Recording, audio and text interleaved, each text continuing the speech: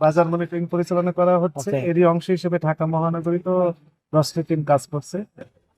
শান্তিনগর বাজারে এসে আমরা যেটি দেখলাম যে ছোলা, চিনি, গুড়, আপনার মুড়ি সহ মুরগি, অন্যান্য যে নিত্য প্রয়োজনীয় পণ্য যেগুলো রমজান কেন্দ্রিক বিক্রি হয় সেগুলো বাজারে পর্যাপ্ত মজুদ রয়েছে, সরবরাহহীন যথেষ্ট রয়েছে এবং দামটাও অনেকটা ভোক্তাদের ক্রয় ক্ষমতার মধ্যে।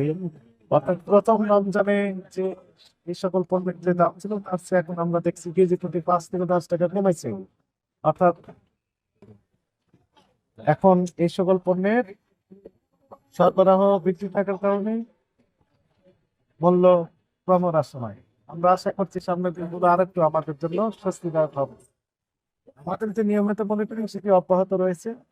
ঢাকা মহানগরীতে প্রত্যেকটা বাজারে আমরা ভাগ হয়ে মনিটরিং কার্যক্রম পরিচালনা করছি। এর মধ্যে দু একটি অনিয়ম আমাদের চোখে পড়ছে, সেগুলোকে আমরা সতর্কতামূলক ভাবে জরিমানা আরোপ করে তাদেরকে সংশোধন হওয়ার সুযোগ দেওয়া হচ্ছে। এখন আমরা ইফতারি সামগ্রী যেখানে তৈরি হচ্ছে এই ইফতারি সামগ্রী এই আমরা মনিটরিং এর জন্য বের হব। আপনারা আমাদের সাথেই থাকবেন। Thank you.